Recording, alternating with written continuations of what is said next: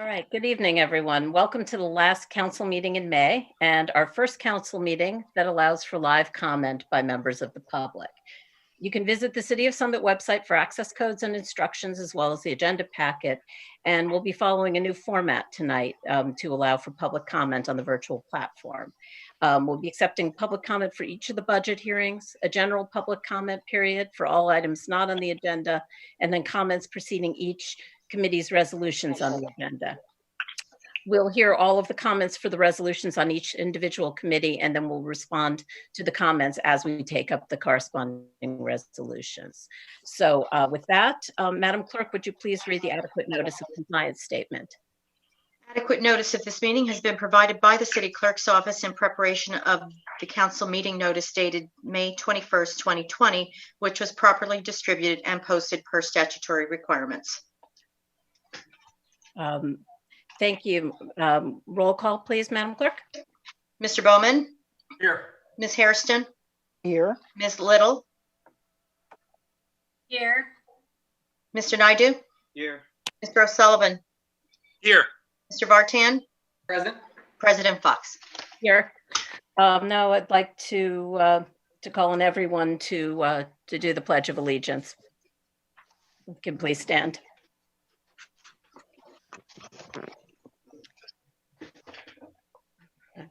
I pledge allegiance. Pledge allegiance to the flag of the United States of America and to the republic for which it stands, one nation, under God, indivisible, with liberty and justice for all. All right, Madam Clerk, could you please read the notice regarding closed session and hearings and comment, please? A closed session meeting is authorized by state statute, was announced and held prior to the start of this meeting, and the known items for discussion were listed on the published closed session agenda. Please be advised that council meetings are broadcast live on Comcast Channel 36 and Verizon Channel 30 and rebroadcast on Thursdays and Saturdays on HTTV, on Comcast 36 and Verizon 33. This meeting is also being streamed live through YouTube. To view this meeting via YouTube, please visit the city's website at cityofsummit.org and click on the YouTube icon at the bottom of the home page. While this council meeting is being broadcast live and members of the governing body are participating remotely, steps have been put in place to accommodate public input during this meeting through public notice dated May 21st, 2020, which provided information for those wishing to participate during public comment periods at this council meeting.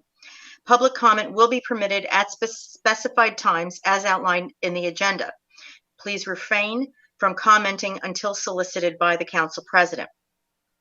Unless you are using an electronic device to follow the meeting agenda or need it for professional emergency contact purposes, please turn it off. Thank you.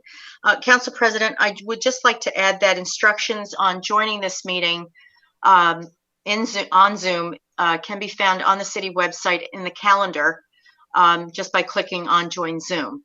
Also, a correction in my notice for those who are calling in by telephone to raise your hand to speak, you would press *9, not #9. So it's *9 to raise your hand for callers. Thank you, Madam Clerk. And I think the instructions are also on the main page of the city's website as well. That is correct. So, all right. So moving on, we do not have minutes to approve tonight. We'll approve them at the June 9th meeting. So we are on to reports. So the first report is our mayor, Madam Mayor. Thank you, Council President, and hello, everyone. First of all, I would like to talk about the food drive that is coming up. The Summit Police Department is hosting a food drive to benefit the Junior League of Summit's Grace Pantry program on the next 2 weekends. Saturdays, May 30th and June 6th, and Sundays, May 31st and June 7th from 9 a.m. to 5 p.m. at Summit High School, which is on 125 Kent Place Boulevard. Items will be collected through the contactless drive-through and shared with families in need. I hope you will consider participating. In the past, pre-COVID, Grace would deliver or not, would give out food to approximately no more than 100 families a week. it's consistently 500 families a week, almost all of whom live in Summit. And there's people that have really never had to ask for food before. So it's a really, really wonderful organization. The deadline to vote for your favorite entry in the Wear a Mask video is Monday, June 1st. Residents made 6 terrific videos that highlight the essential benefits of wearing a face covering in public. We are featuring 1 video each day on the City of Summit website, NJ Facebook, or City of Summit NJ Facebook, and you can view all of them on the City of Summit NJ YouTube channel. So I want to thank everyone who participated in creating the videos and by voting. They're very clever. So particularly, not surprising, particularly the ones by the children. And then there are, in terms of elections, there are a number of important election changes in New Jersey due to COVID-19. According to Executive Order 144, this will primarily be a vote-by-mail election. However, a limited number of in-person polling places will be open in Union County to ensure that everyone can exercise their right to vote. All registered Democratic and Republican voters will automatically receive a postage-paid vote-by-mail ballot. All unaffiliated and inactive voters will automatically receive a postage-paid vote-by-mail ballot application. And lastly, I was informed today by Angela Garrettson of the Union County Freeholders that they will be delivering 3,000 masks to Summit tomorrow. These are primarily for the use of our residents and some city workers. These are not masks that are meant to be used for first responders. So they're not the N95 masks, but it's great. So there's 3,000 of them, and I will be working with the city administrator and the county clerk, the city clerk, as well as the Mayor's Forum on Diversity, and we're reaching out to all of the Interfaith Council members and the Housing Authority to make sure that we get those masks to people who would like them in the community. That's all I have tonight, Council President. Thank you, Madam Mayor. And now on to Michael Rogers for the City Administrator's report. Michael. Thank you, Council President, and good evening, everyone. I'm going to start off with some good news tonight. On next Tuesday, June 2nd, the Municipal Transfer Station will reopen to a 5-day schedule, and that's Tuesday through Saturday. It will be open to residents from 9:30 a.m. to 2:30 p.m.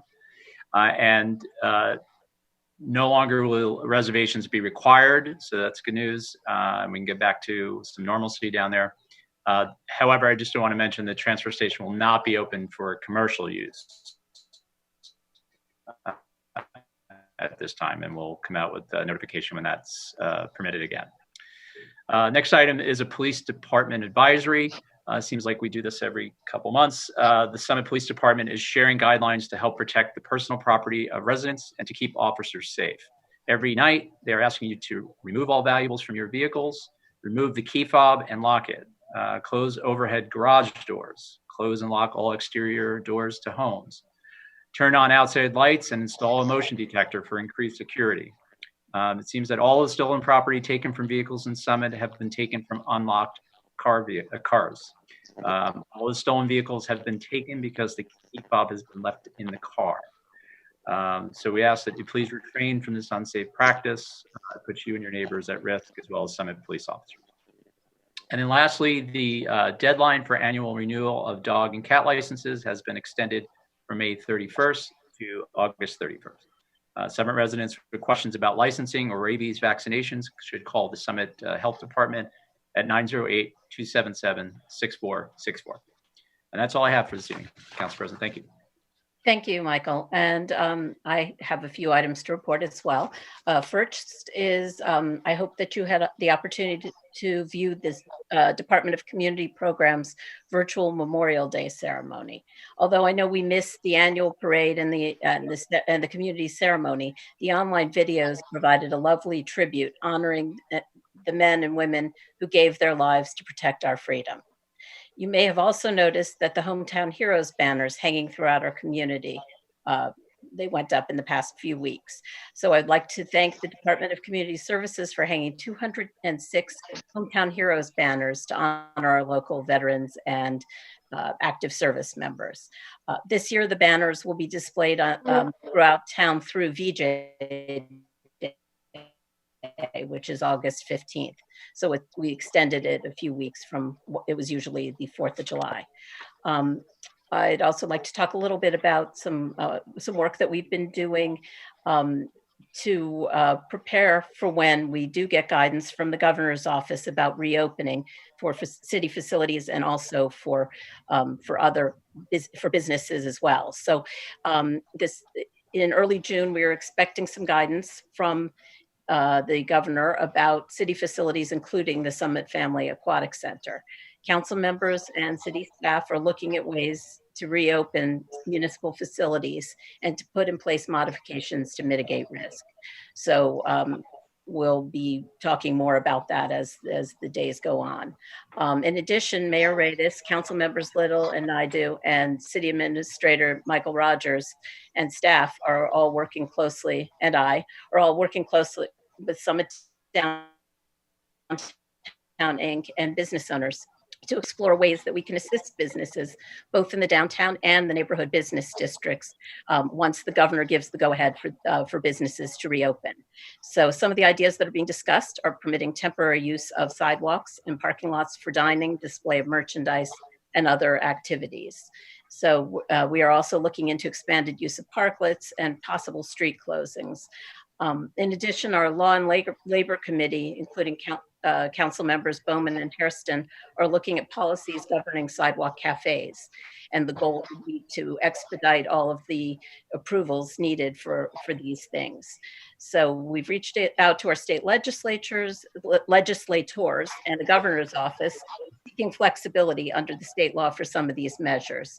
So we'll continue to be working with businesses, with SDI, and amongst ourselves to try to put some of these measures in place.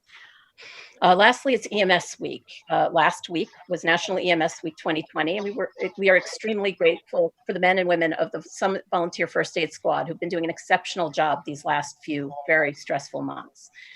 For almost 60 years, they have answered our calls for help 24 hours a day, 7 days a week, volunteering their time and providing an essential free community service. To learn more about, volunteer, or donate to the squad, go to summitems.org. And finally, I just wanted to announce some good news. To those of you who had not heard, New Jersey Transit and Amtrak will be receiving almost $100 million in federal funds for the Portal Bridge Replacement Project. This is great news for commuters in Summit and all those who rely on the Northeast Corridor train lines. And we thank all of our elected officials at the state and federal level who've worked so hard to make this happen. So with that, it's time to move on to presentations. So this evening we have a presentation from from Don Nelson, the coordinator of our Office of Emergency Management. Don, would you like to tell us what's going on, please? Sure. Thank you, Council President. Thank you for the invite to give a little report. Just a little history first. First case of COVID-19 was reported in New Jersey on March 14th. As of today, total number of positive COVID-19 cases in New Jersey is 155,764. Total number of positive COVID-19 cases in Union County is 15,293. Unfortunately, we've lost 11,191 members of New Jersey. Total number of deaths in Union County is again, unfortunately, 1,030. First case of COVID-19 was reported in the Summit on March 19th. Just some reference for you. As of April 27th, there was 164 cases in Summit. And as of today, there's now 199 positive COVID cases. And unfortunately, we've lost 16 fellow Summitites. There are approximately 140 testing sites in New Jersey. And as we know, Keene University is the major site for Union County. CVS and other pharmacies are setting up the procedures for testing, so that should happen soon, hopefully. The good news is hospitals are showing a downward trend. However, New Jersey continues to be at or near the top in new cases per 100,000 of our residents. We're at or near the top for the number of patients in hospitals per 100,000 of our residents in the state. And unfortunately, we rank near the top for new deaths per 100,000 of our New Jersey residents. So while hospitals are seeing less action, so to speak, we rank near the top in those areas. OEM has been meeting every Tuesday with the local planning committee, which is department heads and other members of the city staff, to discuss what's going on in each of the departments. Summit OEM itself has been checking with vendors to try to acquire PPE, and the state provides us with a list of vendors. However, those vendors are not, they have not participated in the purchasing process in New Jersey. So there's a lot of vetting going on. However, some of the vendors are just not, it takes a lot of time to vet these vendors, and a lot of them are not trustworthy. So we've been doing that for quite a while. OEM continues to work with our long-term care facilities in Summit, such as Spring Meadows and and Overlook Hospital, obviously, and Summit Oaks Hospital and the Housing Authority, as well as Sage, to reach out to them and see if we can get them any supplies, or if they need anything, we try to facilitate that as best we can. We're continuing to work with the Summit Interfaith Group as far as public assistance grants are concerned. We're trying to give them some guidance, and we lead them and direct them toward our Union County rep from FEMA to assist them with that. Fire Chief Evers continues to work with Overlook to coordinate with them anything they need.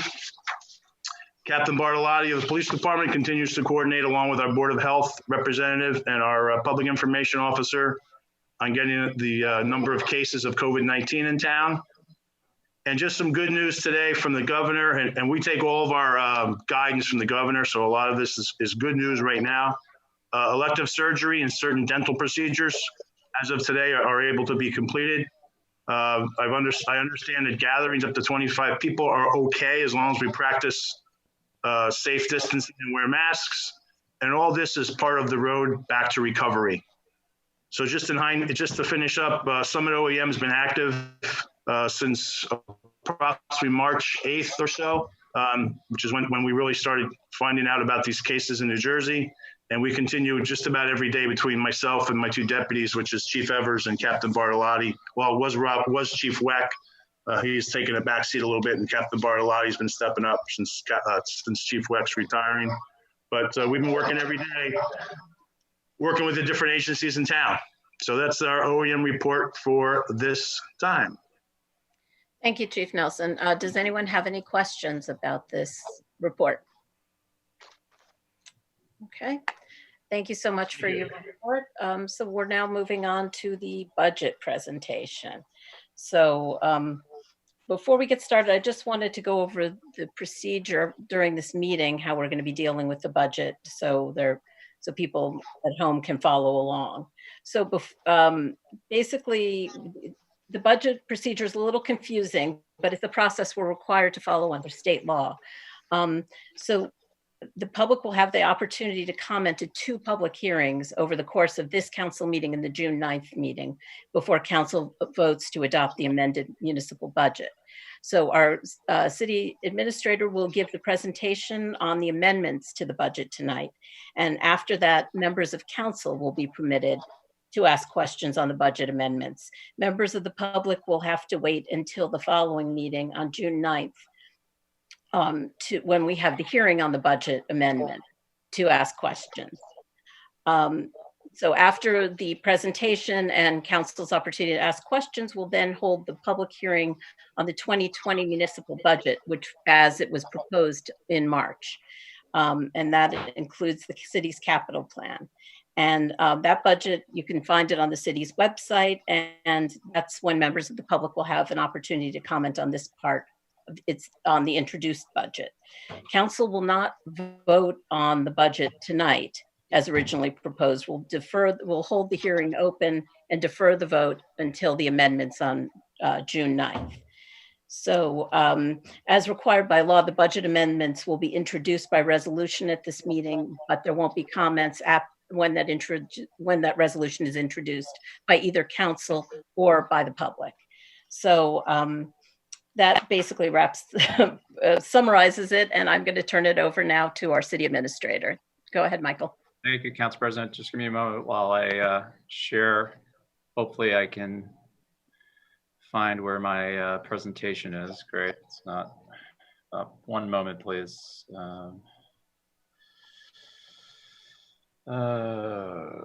Great.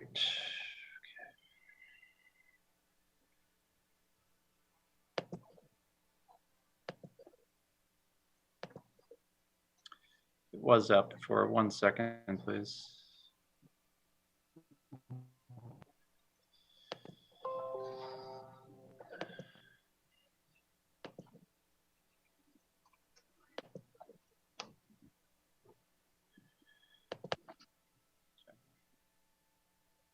Everybody see that?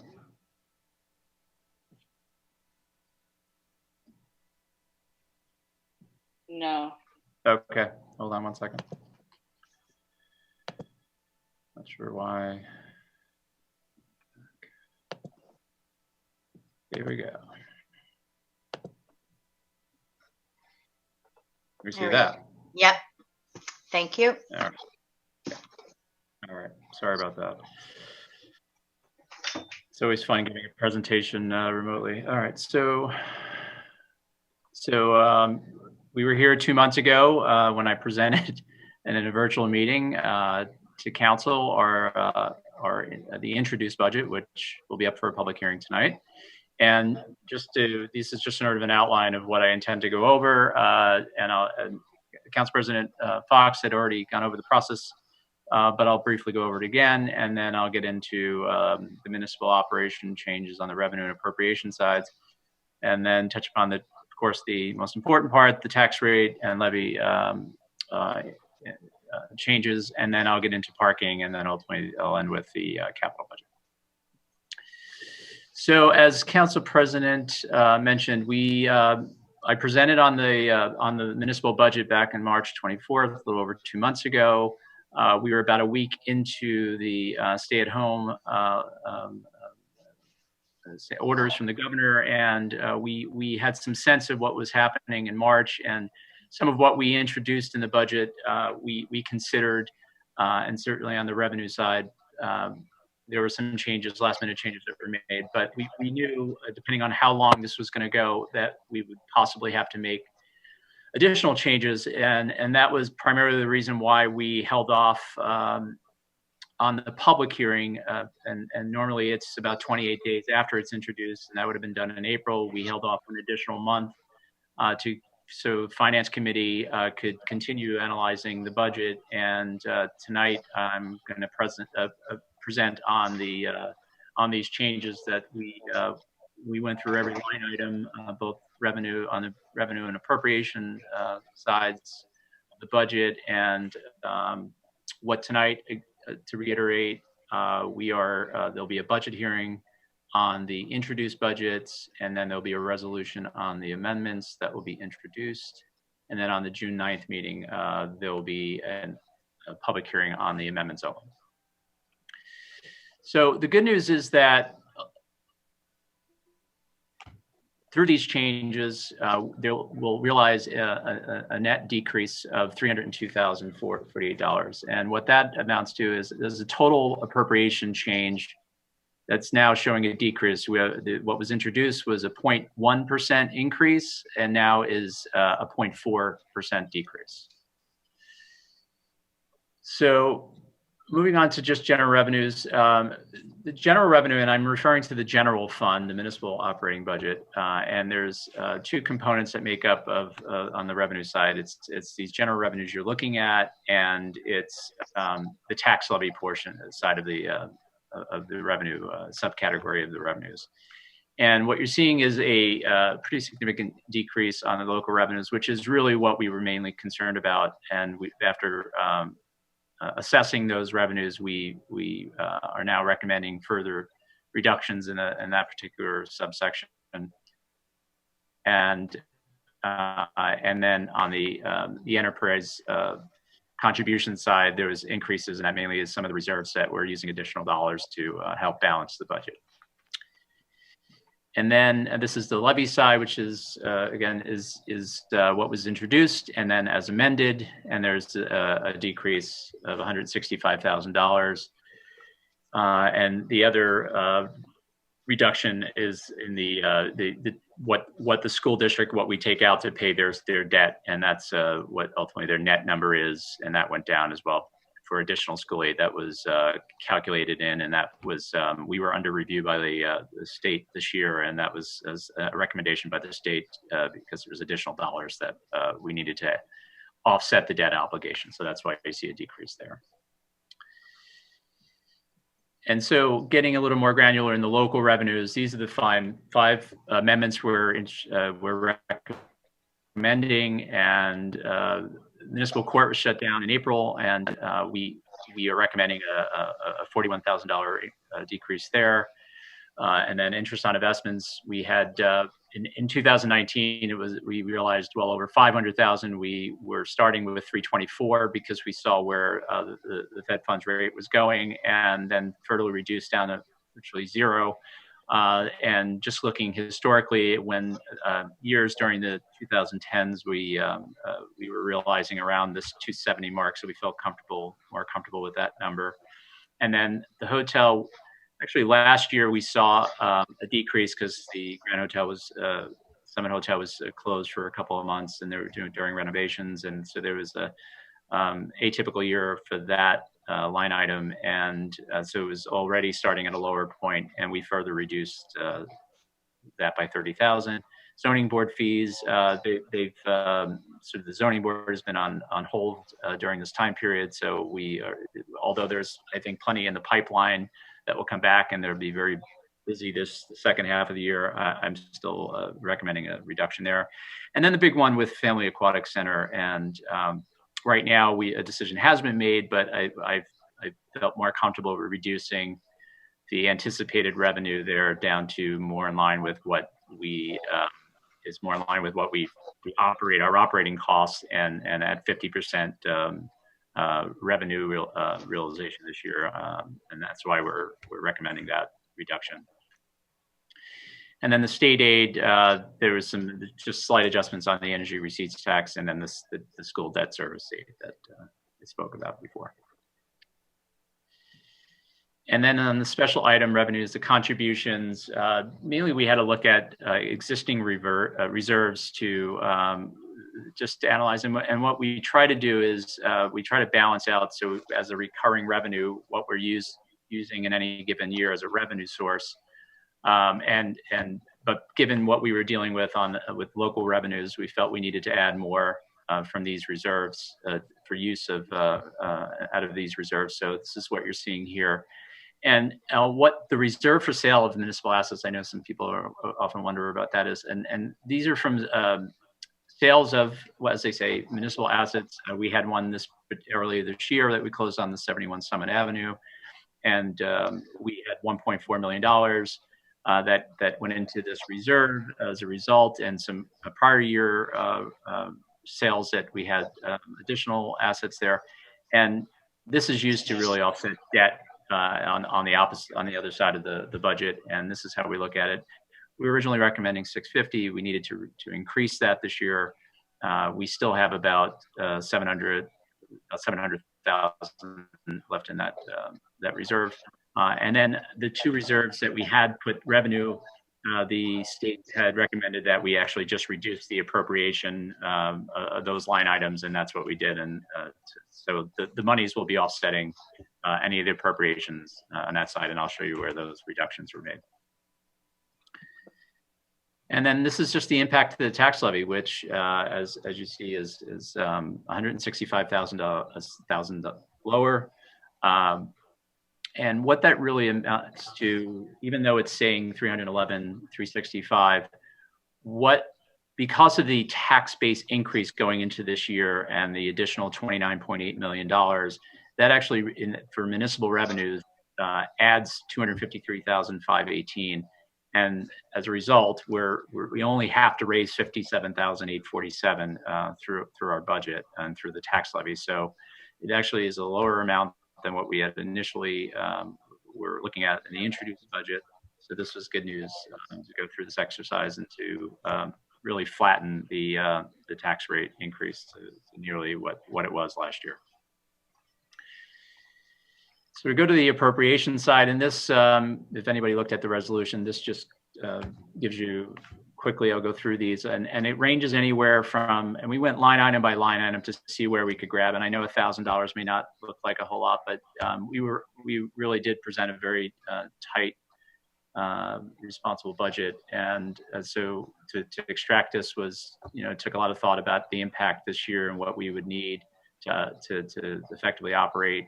So some of these changes are in whether it's supplies and some seminars, and public defender wages was just from that reserve that now we're just reducing the appropriation, $5,500. And then on the assessment, it's some of the field inspections that we don't believe we will need. Crossing guards because of the school closure this month. And we were able to save approximately $35,000. And then in the community services where much of our reductions took place, it ranges from just expenses, snow removal that where we had a reserve, we're now reducing the appropriation there, and we'll pull from the reserve. If necessary, we may not need it. We had a very good first part of the year, but there's November, December have been bad months for us. So we're hopeful that we'll be able to save some money there.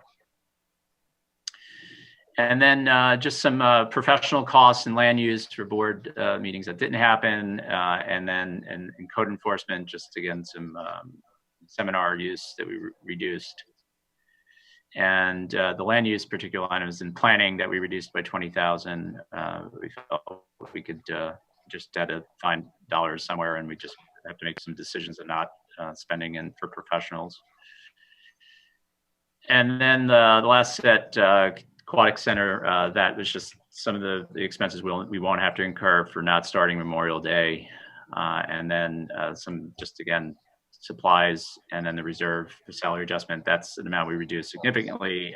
And that was monies that we did have in a reserve in previous budgets that we were able to reduce this down to an amount that, given we have a contract, collective bargaining unit that's contract expired last year, we need to put monies away for that purpose. So that's the change there. And then really what the impact of all these amendments, we've going from a 0.75% increase down to a 0.14. And what that means in dollars, where for every $100,000 of assessed valuation, you were initially looking at a $6 increase, and now you're looking at a $1 increase. And for the average residential assessed home at $420,000, you're looking at a $4.20 increase for municipal tax rate increase. And that is what I have for the municipal operating budget. And I'll move on to a slightly more depressing area, parking services utility.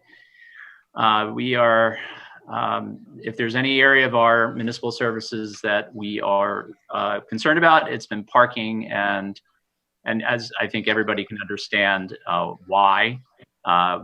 The governing body made the decision back in the end of March to stop collecting, and for the obvious reason. There's been virtually nobody in our downtown area. So we felt it was fair to go down that road in certainly April and May, and there'll be something considered, I think, at the next meeting for June as well. And then we'll assess it on a monthly basis of how far we go into this. But what this is showing is 2019 actuals, and then what we have realized through April. And we held on pretty strong through March. It started to the end of March when virtually people weren't coming to the downtown and stopped working during the stay-at-home orders. So there was a little bit of impact, and then April, just that was really refunds that we were providing, and we didn't realize any revenues. But very significant what we're projecting out for the remaining year. And what you see at the bottom there is really a percentage of what we realized last year, and that's what it's based on, projections for May through December. So I feel they're conservative.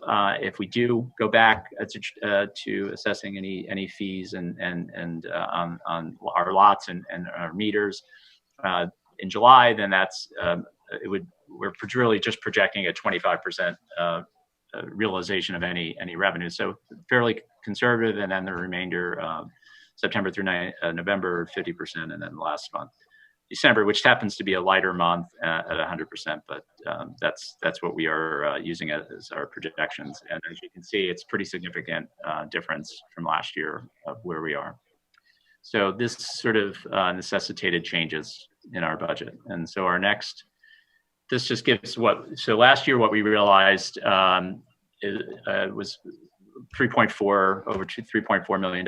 What we introduced our budget for anticipated parking revenue is 3.298.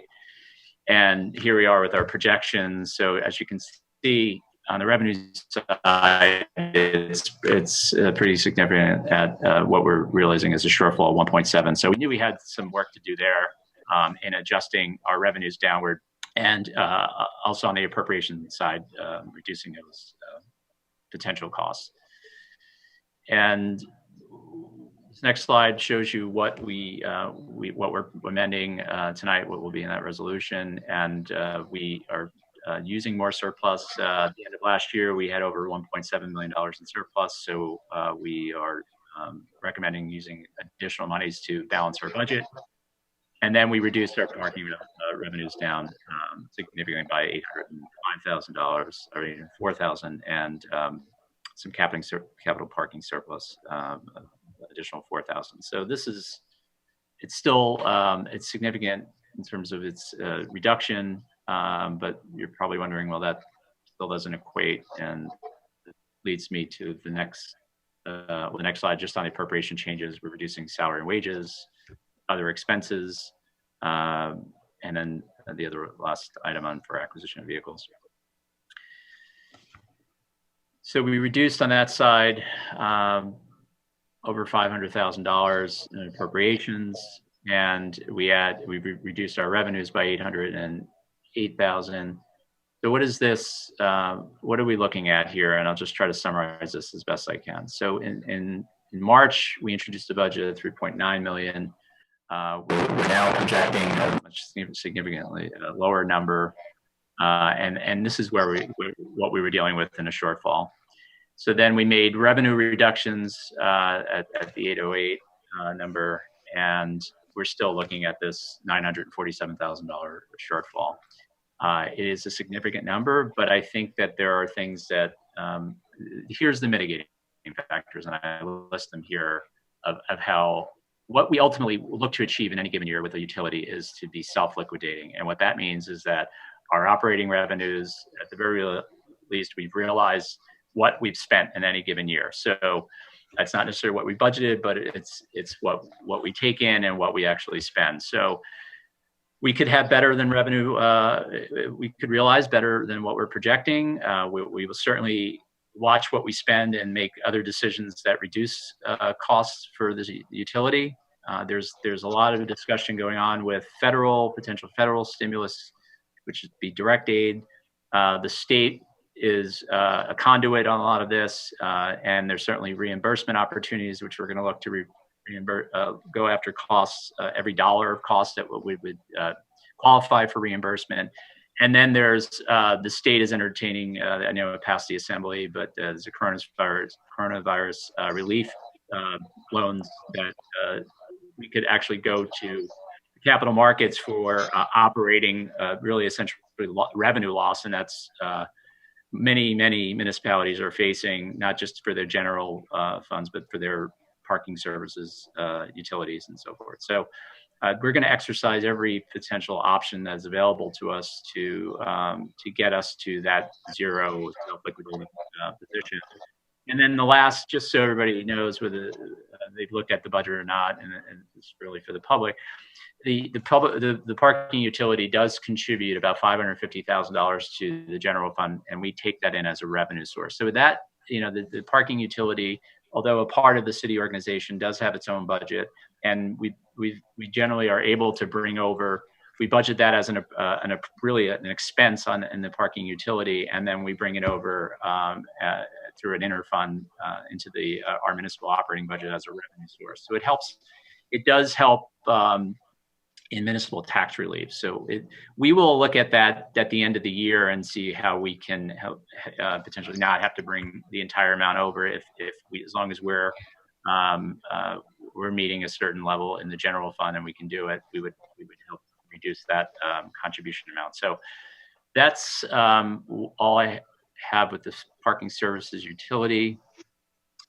And then just a couple items in the capital budget.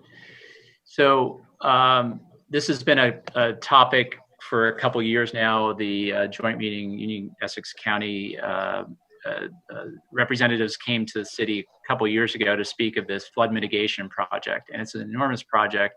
It really goes back to Superstorm Sandy and what the particular sewer plant almost faced complete inundation of water. And it's because of where they're located, and so there was a lot of discussions and planning that when it has gone into this, and many years of real planning and discussions with the federal government for funding. And so this, what they came to us when they came to us a couple years ago and to discuss this project. This is a fairly substantial project, 2 phases, and this would be Summit's sort of apportionment of the cost. However, it's been in the planning process. The federal government is at least at this point committing to reimbursing the joint meeting 90% of this. We're still hopeful that will happen. They still give us assurances that that's going to happen. And what's going to happen here with this, we need to put it in our capital budget. This will be financed through the New Jersey Infrastructure Bank. And once the project is completed and the federal government has reimbursed up to 90% of those costs, I think we're looking at more 10% of this number that we're actually going to have to pay back. So there's going to be no cost to the municipality or the sewer utility for at least a few years into this. So this is just something we need to get in the capital budget because they're ready to move forward with this project. So this just came to us last month. And then the last one is the parking services. This is after a study by our engineers, our consultant engineers, of some of the repairs that need to be done to the Broad Street East Garage. This is $380,000. And the good thing is that this money, we will not have to finance this with new debt. We actually have this money in the capital reserve. So once this project is approved in the plan, and then we'll do a capital ordinance, and then fortunately we won't have to go out for any new debt. We have the money already. So that is it with parking services, and then just gives you a summary of where we were with the original plan and the additions. And that completes my presentation, Council President. So any questions from council, I could hopefully entertain. Thank you, Michael. I'd like to thank our Michael and our CFO, Tammy Baldwin, and the Finance Committee for their work on the budget, and Michael and Tammy particularly for their hours of work in reviewing every line in this budget and making these changes to address all the changed conditions as a result of the health emergency. So with that, I'll turn it over if any members of council have any questions. Let's see.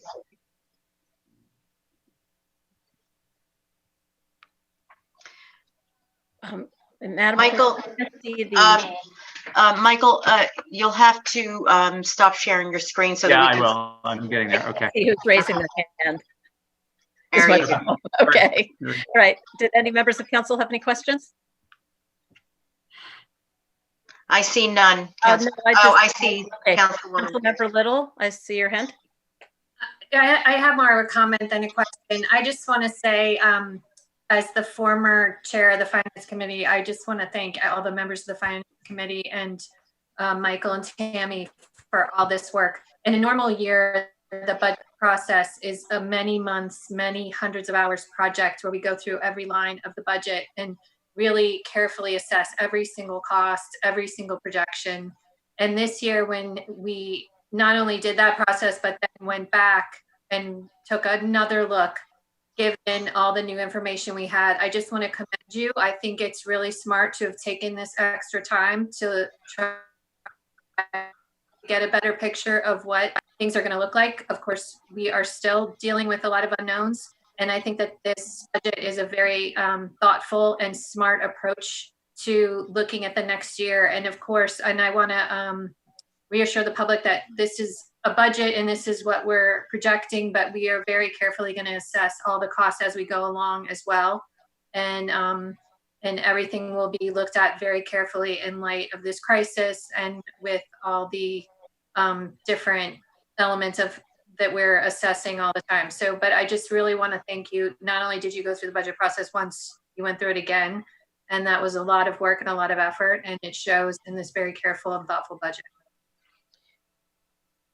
Thank you, Councilmember Little. I see Councilmember Naidu had his hand up, but now he's a black square. So I'm here, but I don't know why I'm a black square, so I can't. Okay, do you want to fix that? And I'll go on to Councilmember Hairston, and while you figure out where your camera's going. It says the host. The host has removed me, so I can't do anything about it. Let me try and help you. Okay, let's fix that. Shall I go while he's waiting, Council? Yes, let's do that. Councilmember Hairston, why don't you go ahead and all right, and then we'll come back to Councilmember Naidu. I did nothing, I promise you. Oh, okay. I really just want to echo Councilwoman Little's evaluation of the amazing work that our administrator and our treasurer has done. I have spent a career looking through all kinds of complex budgets and had to really reframe and to imagine what you all went through. And as she said twice, it's remarkable. I want to thank the past council folks for passing budgets that were austere and allowed us to have reserves that we can now draw upon. I just think it's been remarkable. Every grant that's been applied for and received. This is an austere budget, but thoughtfully so. And the one thing my council colleagues have heard me bemoan is, have we been making enough investment in the health department of the city? That will be the only thing I will ask us to keep our eye on. But it is not with criticism that I raise that. It's in terms of just looking forward where we're going. But I really want to just thank each of you on the Finance Committee and the team. This was a lot of work on every department head's plate. And I'm very appreciative on behalf of the residents of Summit. Thank you, Councilman.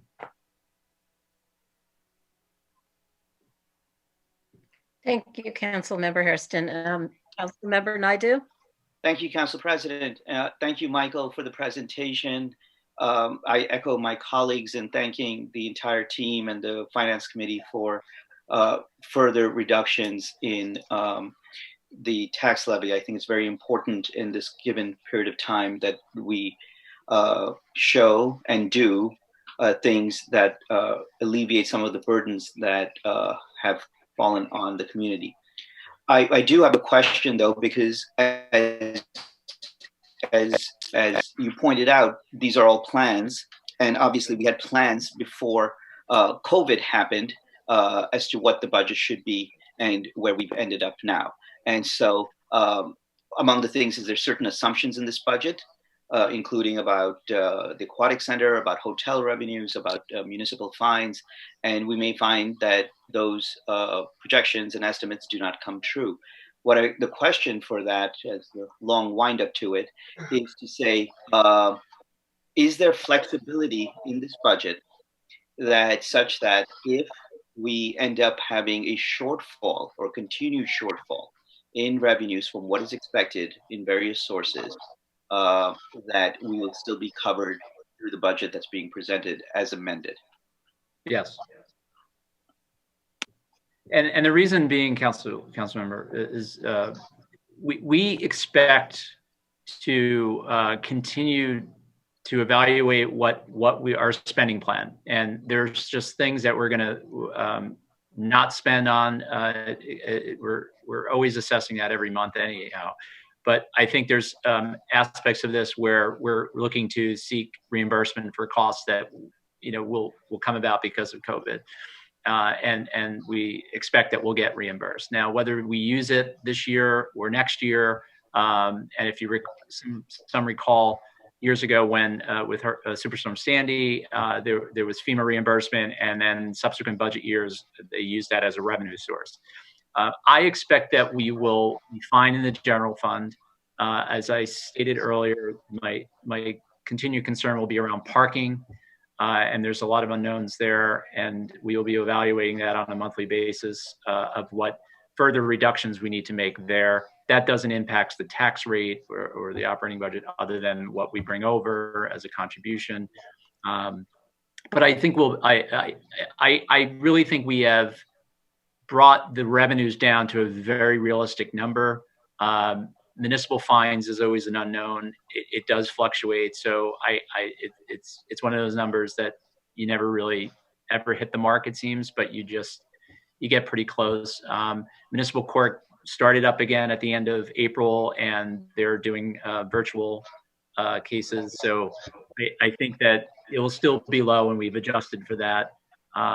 But we also were actually exceeding last year's projections the first few months, so that's helped a little bit in that category. But for the other revenues, the aquatic center, a decision has to be made about that, and whether we open or not. Clearly, if we don't open, we'll have a zero revenue from that, but then that would be offset by almost equal of what we wouldn't be spending. So I think that will balance that. That's the reason why the amendment to reduce it down by 50% is made. Thank you, Michael. Are there any other questions from members of council? Okay. Mayor Radis. Very briefly, I've watched Michael and various councils wrangle with the budget for 5 years now, and every year there's a challenge, but I've not seen one at all like this because there's so much uncertainty in the future. And yet I can assure all the members of the public that so much thought and effort went into this budget. And Michael's vision always long-term is worrying about long-term debt and those concerns. And this year it was, what are we dealing with in the next year? Because someone is so blessed to have a very high tax return rate, tax payment rate, tax collection rate, I guess, technically correct, so that we can count on our residents to pay our bills, if you will, to pay the bills that for the services that they require. But this year is different. So I've really, as I said, I've watched them work really hard. I'm on the finance committee, but these guys do the heavy lifting. So I'm very grateful. And I think the community should be well aware of just how hard every member of the committee and the staff worked, Michael and Tammy particularly. So thank you. Thanks, Ron. Okay, are there any other comments from members of council? Okay, so with that, we're going to go back to doing the public comments, and then we'll go to the budget hearings after that. At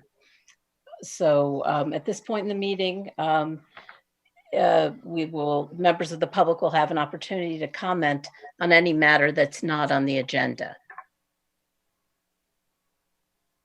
Madam Clerk, do we have anyone who would like to comment? Yes, Council President. I received one email that is just for public comment tonight, if I may. There are two others, but they pertain to the budget, so I'll refrain and wait until we get to the hearing. Okay. The one email I received is from a Mr. Elliot Fishman. He lives on Webster Avenue here in Summit. And he writes for Council President Fox, how has the composition of residents working from home impacted the provision of city services? Okay, thank you for your question, Mr. Fishman. The fact that residents are working from home doesn't affect the provision of city services. I'm very pleased to say that we have a very professional staff at working in our city. And I want to reassure everyone that even though City Hall is currently closed to the public, we have a number of very, very dedicated city staff working at City Hall. Others are working from home, but all the essential city services continue to be provided. And you can still apply for permits, you can still get licenses. People are reachable by phone. There are 9 to noon every weekday. There is a table in the courtyard at City Hall for permits and for other things for Department of Community Services. So the other thing is we're actually right now issuing about as many permits as we have at a similar time last year. So City Hall continues to operate. In addition, the transfer station, as our city administrator pointed out, will be open 5 days next week. So back to a regular 5-day, Tuesday through Saturday schedule. So I want to thank all the employees for their hard work and professionalism during this really challenging time. Madam Clerk, do we have any other questions? No others for public comment, Madam President. I see a hand. Oh, I see a hand. Okay. That would be Eileen Kelly. Let me just unmute her. Okay, thank you. I have a rogue mouse here. Okay. It's very difficult to maneuver. My deputy, Nicole, do you have better control over opening that? It looks like she's in. Yeah, she can talk. Okay, Eileen. Go ahead, Eileen. Are you there? Yes, can you hear me? Yes. Can you please state your address, please, for the record? Sure. My name is Eileen Kelly. I'm at 47 Woodland Avenue. Thank you. Thank you very much. A question for the council around the Broadsheet West development plans. Have they been impacted by COVID-19? And if so, has the developer reviewed any new planning assumptions? Thank you. Thank you for your question, Eileen. We have been continuing to have conversations with the redeveloper, and we are thinking about how, we're all looking at this, and obviously there will be some changes in response to the COVID-19 pandemic. But at the same time, the redeveloper is still very interested in working with us, and really the changes will be more along the lines of what is the market going there and what kinds of things should we be developing, and we are having those conversations now. Michael, is there anything else you wanted to add to that? No, I think that, believe it or not, during this shutdown, there was still active engagement by the redevelopers with property owners. Our planners were engaging them and trying to start to build a framework around terms for the redevelopers agreement. So I think it was productive in that sense, and the developers are still very committed to project.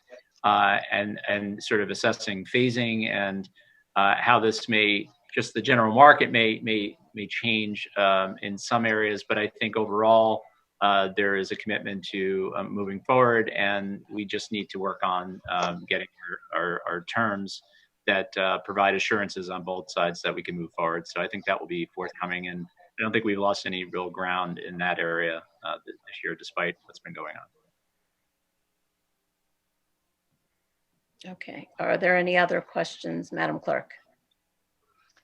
I see none, Madam President. Okay.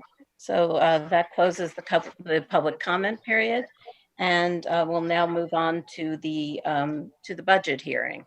So, Councilmember Vartan, I will turn it over to you.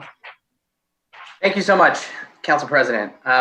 I've often said that I believe the most important job of any government is keeping the residents healthy and safe. The second most important job of any government is to be a responsible steward of the financial resources. So the budget on which we are about to have a hearing was already lean when introduced, and it is now almost flat with a 0.14% increase in spending over last year. I want to speak for a couple of minutes about a section of the budget that is almost never discussed, but is an essential part of it. So right at the beginning of the budget, clearly listed there are goals, strategic objectives, and the key action items to be taken in support of each. I want to just read the goals, and I won't get into the details, but the first is demonstrate fiscal responsibility and sound financial management. 2, expand the application of technology to create business opportunity and increase customer convenience. 3, maintain and upgrade critical city assets and infrastructure and promote safety. 4, increase emphasis on smart planning and redevelopment. 5, build community connectedness and expand communications efforts. 6, leverage the talent, ideas, and creativity of Summit's municipal workforce. And 7, offer innovative solutions to ongoing municipal challenges. In the midst of this health crisis, the dedicated team of people that work for this city have managed day to day by adapting to new work conditions and taking on new responsibilities. The police department immediately implemented a new schedule that has been replicated by other towns, and our other first responder branches have acted with their usual grace under pressure. Online booking was instituted extremely quickly for the transfer station, tennis courts, golf course. The staff of our parking authority has helped at the transfer station and at the farmers market. Additionally, the online parking and transfer station permit system will soon get a much needed upgrade. And as food insecurity amongst our residents has grown, the Department of Community Programs staff is assisting Grace Pantry. Also, the communications department has worked tirelessly to update the aesthetics and function of our city website while constantly pushing out critical information about the resources available during the crisis across all mediums. Meanwhile, Mayor Radist and my colleagues on this council have leaned in to make decisions that are responsive to the crisis, but also advance the goals listed in this budget. To assist local businesses, Mayor Radist spearheaded the Sustain Summit and Jumpstart Summit funds to provide relief for residents and stimulate business. Council waived parking fees. The council is also moving forward on critical projects for the future of the city. As was just discussed, planning for Broad Street West, the fire station, road projects, and repairs to the Broad Street Garage are all ongoing. New leadership will soon be installed for the police department. We have allowed for greater public participation in our meetings. And as Council President Fox mentioned, steps are being taken to make sure that businesses are in a position to succeed when things are opened back up. So I'll close by saying we now have a good idea of the effects that this virus will have on our budget. But let me be clear, no one knows exactly what will happen, and some further changes may be needed. But my hope is that after this hearing, residents can feel very confident that the city is acting thoughtfully to maintain transparency and make decisions that deliver a lower tax levy in the short term without sacrificing the long-term financial health of the city. So I move to open the budget hearing. Second.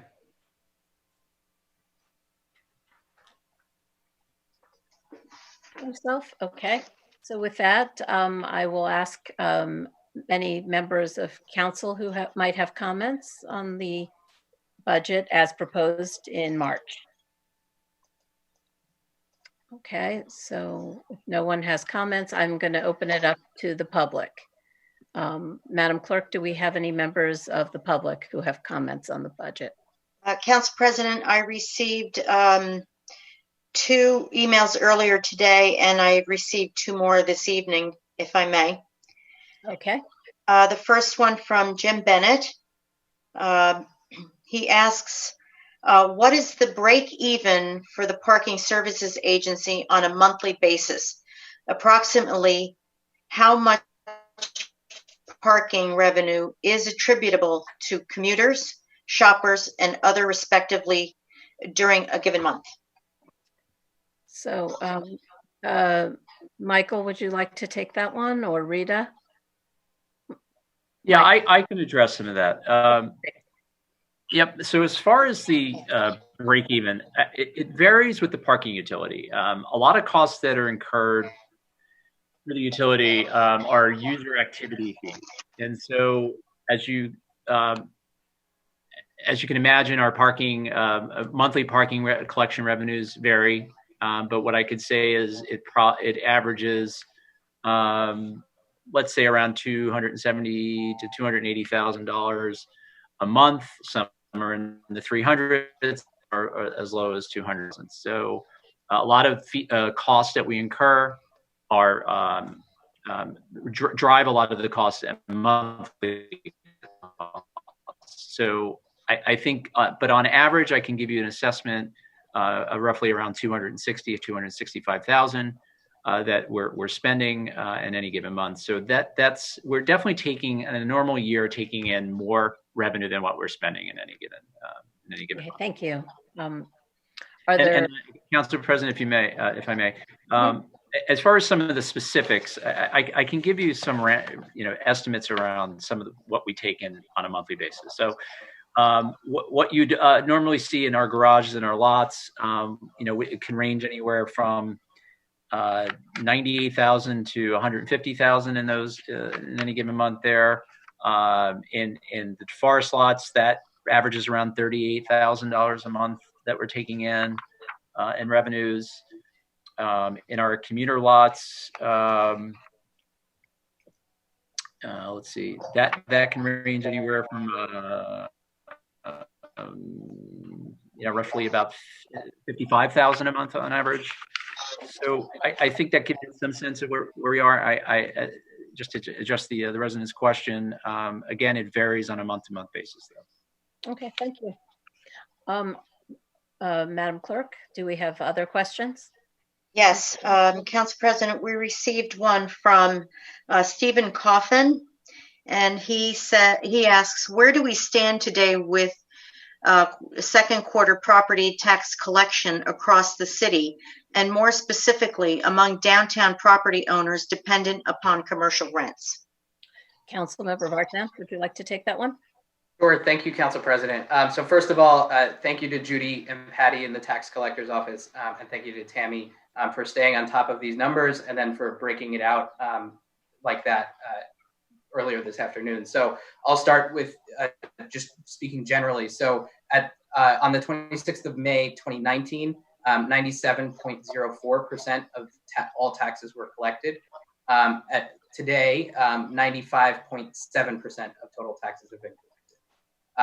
As far as the special improvement district, which is just the downtown, that's comprised of 127 properties. And of those properties, at this point last year, 98.95% of taxes were collected. And today, 96.52% of taxes were collected. So again, thank you, Tammy and Judy and Patty for the information. Okay, thank you, Councilmember Vartan. Madam Clerk, what are our other questions? All righty. I think these are related to the budget. I'll just read them out. The resident is Kirsten McCumber, 14 Kings Hill Court. She has 3 questions. The first one is, will the city eliminate or consolidate any contractor resources?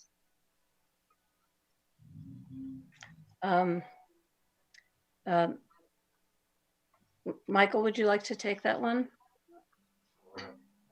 I'm a little unclear about the question about contractor resources, so I don't really know how to answer that question. Is anyone?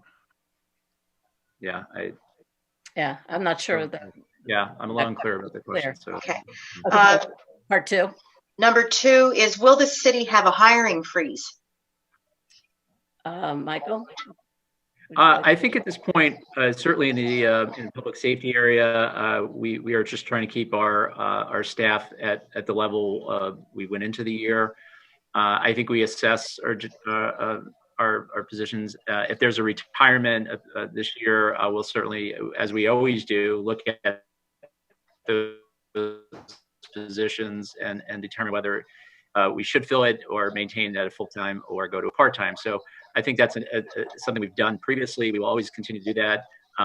In essential areas, we try to keep a certain level of staffing to provide the services we provide to the community. But with certainly the recognition that we need to always assess our positions when they do open up because of attrition.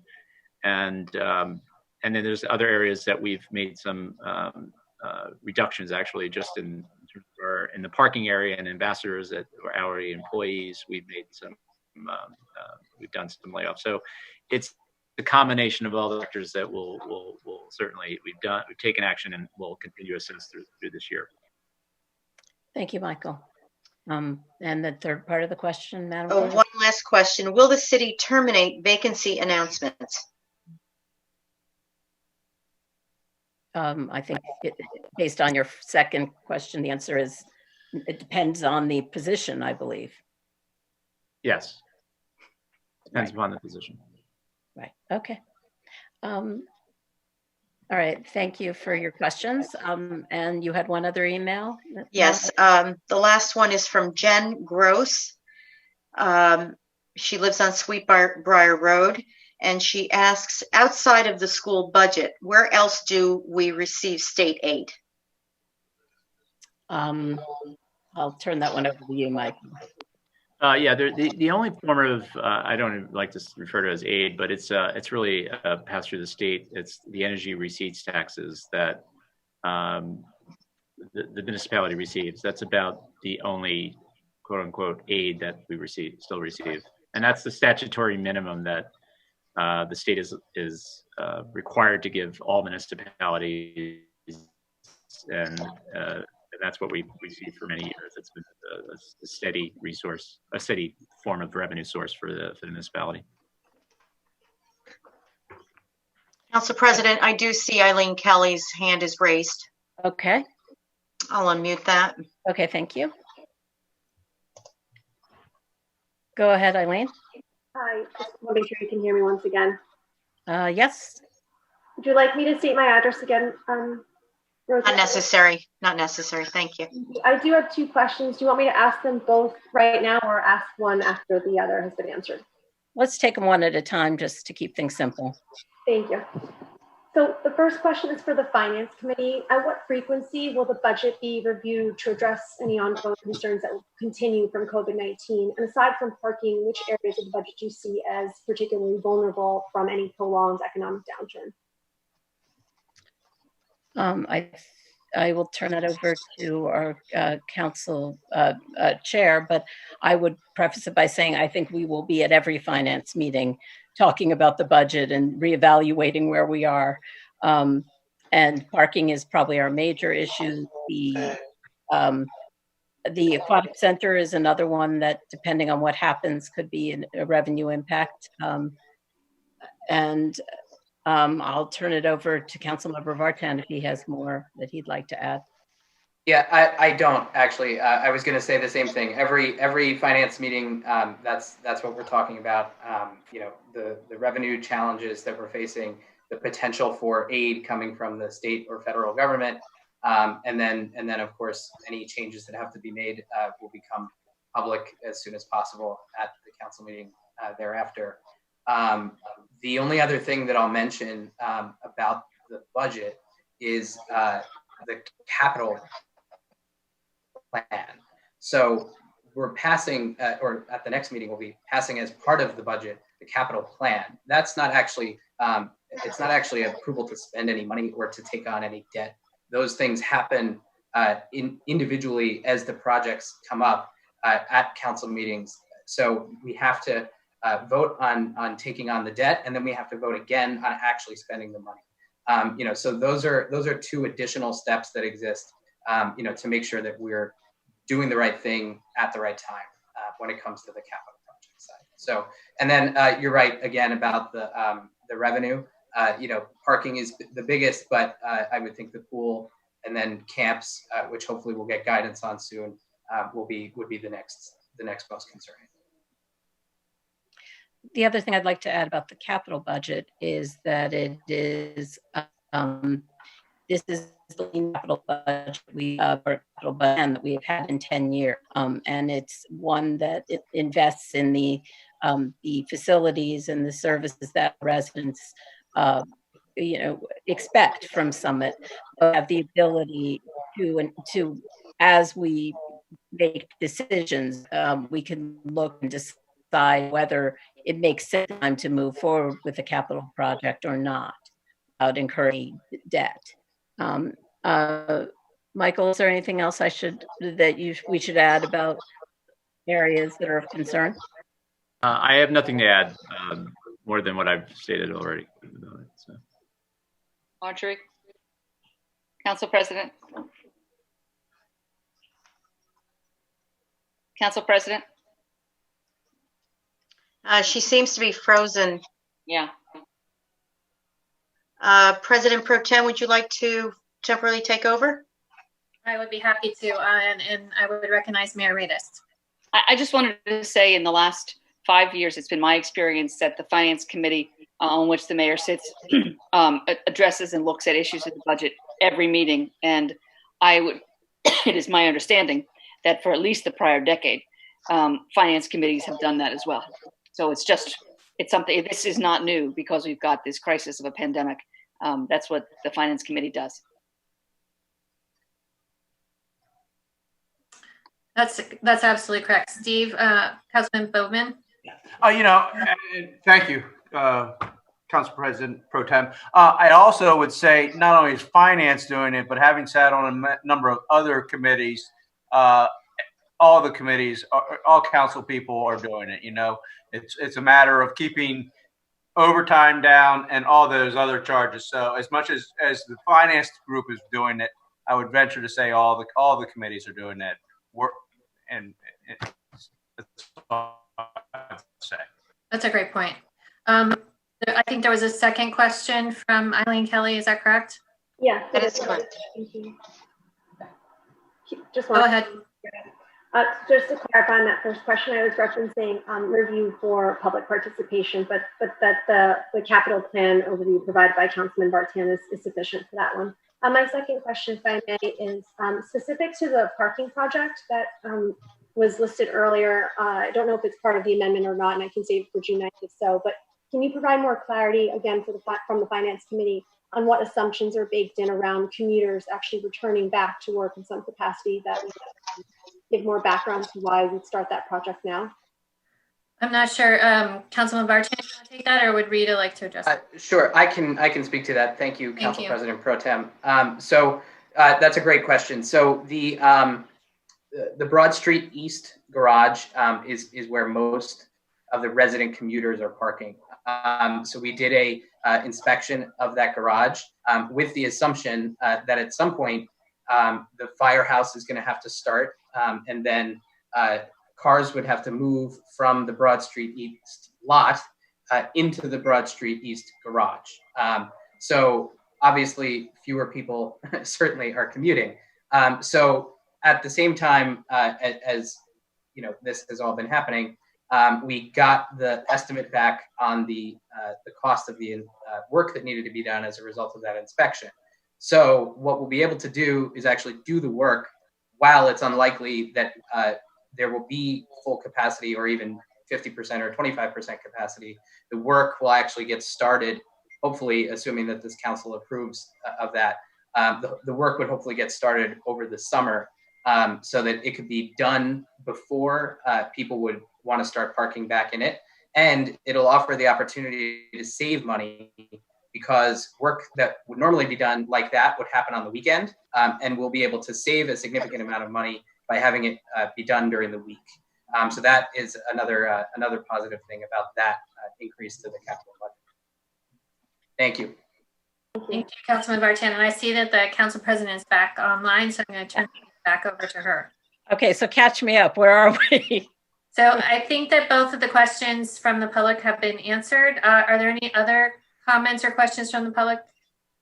Madam Clerk? None that I see, Council President Pro Tem. So I think we're back to further council comment and then the vote. Okay, thank you. Thanks for taking over. No All right. problem. So are there any other comments from members of council?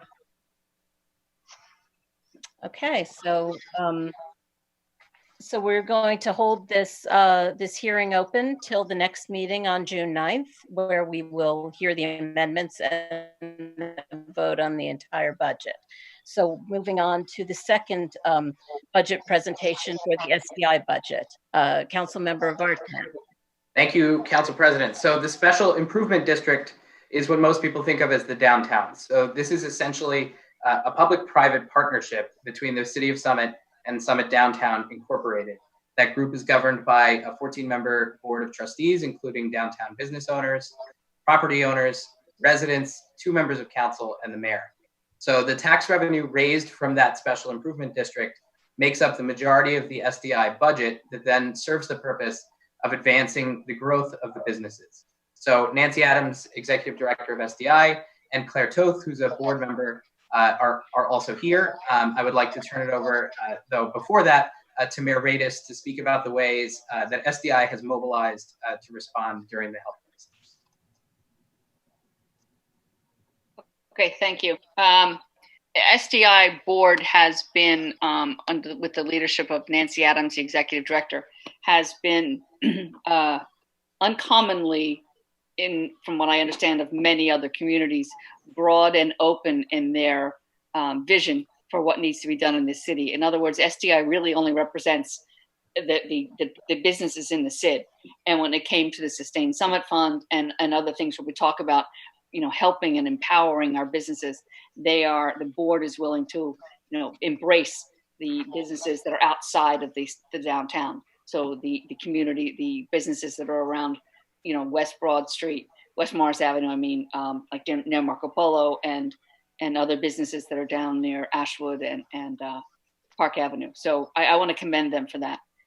They have been on a daily basis sending out information to all the businesses from the state and federal government about what's available to help businesses. It's been hard because a lot of these applications, as we've all heard, some of the nightmares, excuse me, from these applications have been very complicated. So they had a great idea of putting out a request to anybody in the community who wanted to help the businesses fill out some of these forms, and at least a dozen or so members of the community were willing to step up and work one-on-one with the businesses.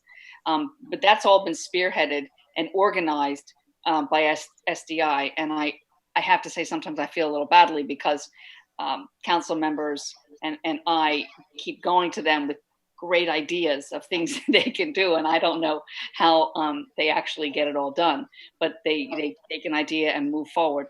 And are just really doing everything they can to communicate with the businesses, communicate with the city, find ways that we can all reassure each other, inform each other, and work together and bring these businesses back, from the depths of despair that some of them are in. And I can say that we've received many thank you notes from folks that have received, businesses that have received some funding from Sustained Summit Fund. And they're just not only grateful, of course, for the financial support, but the unbelievable support from the community. But without SDI being willing to help funnel this, organize it, and actually make it happen, it wouldn't have happened. So I'm really very grateful. Claire and Nancy and Bob Conway, particularly you three, have put so much effort into all this, and I think we all owe you a lot. So I move to pass the budget for SDI. I was going to ask if we had a motion. No. Sorry, I didn't mean to interject. It's just, I get embarrassed when I'm complimented. So, Greg, do you want to move to open the budget hearing? Yes, so moved. Second. Okay. Are there any comments from members of council? I'd just like to second what the mayor has said, that SDI has been a great partner. We've been working closely with SDI on ways that the city and SDI and the business community can all work together to help businesses, as I mentioned in my council president's address. So we recognize this is a really challenging time for businesses, and SDI is a great advocate for the businesses right now, and I think we're very fortunate to have them. So I'll with that, if Councilmember Naidu. Thank you, Council President. I just want to echo, as another member of the SDI board, as a council liaison, what the mayor, what Councilman Vartan had said about SDI's role in the last few months. I think the public should understand that trying to reopen is very, very difficult. And it's not simply that you can put on a light switch and reopen the downtown or businesses throughout town. There are competing needs and competing interests as far as how different business models now work. One has to recognize we had a very good functioning business community in this town. And the way that it was functioning was based upon how everything was integrated. The streets, how pedestrian sidewalks, how distancing, how all of that worked was put together over 100 years. And that's how it worked, and worked efficiently. We had, and we still have, a very, very low vacancy rate in the downtown, extremely low. We've been very fortunate our businesses are there, and we need to work together. But the public has to recognize that to get to the reopening will take time and will take a thoughtful process. And we need people like the folks that are on SDI and the business community to work together to do this challenging and hard work with lots of different things going into it. And so it'll take a little bit of time, but people need to be patient about it and simply not think that there's a magic light switch that we don't know about in a dark room. We kind of know what we need to deal with, and it'll take some time. Thank you, Councilmember Naidu. Anyone else have any comments? No other members of council? Okay, so then we will open it up to the public. Madam Clerk, do we have any comments? No, Council President, I see none. Okay. So Nancy or Claire, would either of you like to say something? Yeah, I guess I'll start off and then I'll kick it to Claire, who's my favorite treasurer of all time and working with me. First, I just want to thank Mayor Radist and Council President and Council, all the council members, Beth and Naidu and everybody on just working with us and trusting that we have some input that's valuable, and we just basically share information, and there's a lot of mutual respect for what we know and what we don't know, and getting that feedback and your willingness to be in meetings virtually as they are with our business community to get input from them so that it can inform what the city can do and what SDI can do to help the downtown and in fact the businesses all throughout the city of Summit to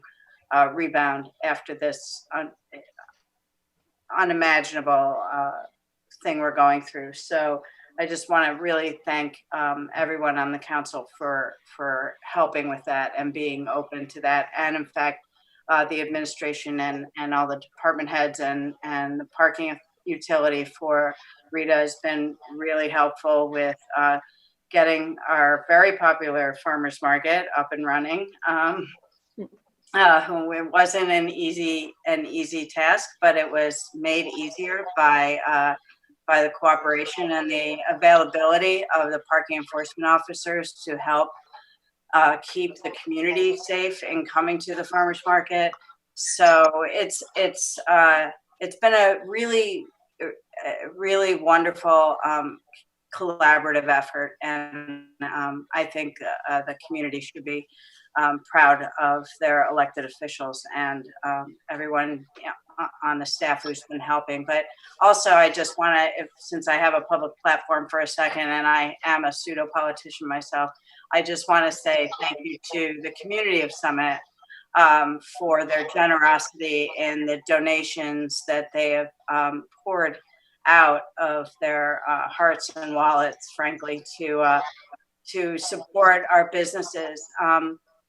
I can't tell you the tears of gratitude that I've heard, and the wonderful thank you notes from the businesses who are frankly frightened, and rightfully so. And but to feel the support of the community has been really moving for them. And so I can't thank the community enough for their generosity. So with that, I will just say that I'll shoot it over to Claire Toth, our board treasurer. But I just want to also say that one of the questions we've received is whether we're going to amend our budget with regard to what's happening, because we had put money aside and budgeted for events that we are canceling or postponing.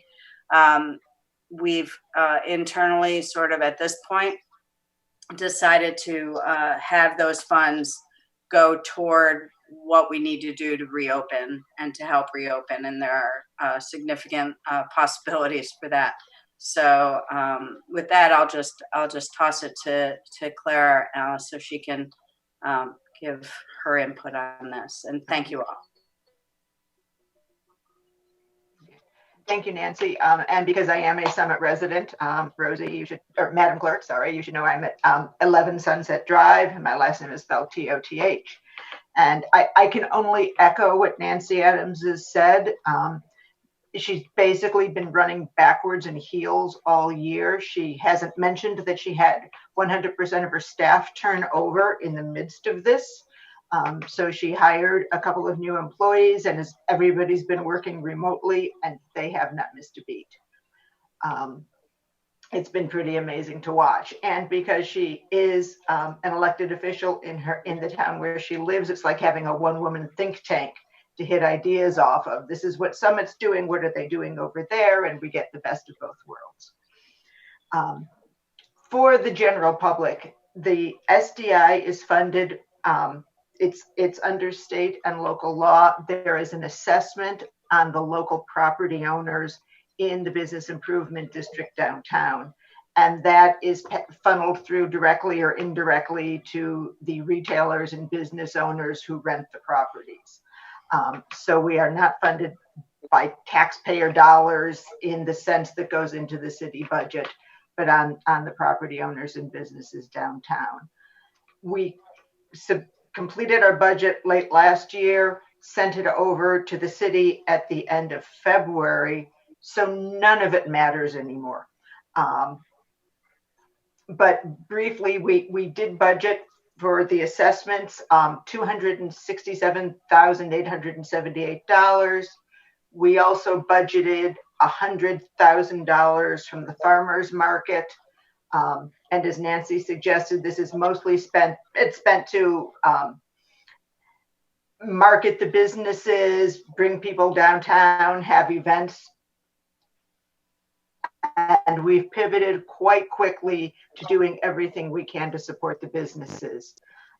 Year to date, we've canceled 1.5 events that we're involved with, have either pushed back or are pending on the rest of them. But that's so far about $6,700 we haven't spent on events that we are spending on helping to open up businesses. People may have seen on Summit Downtown social media, the See Something in Summit.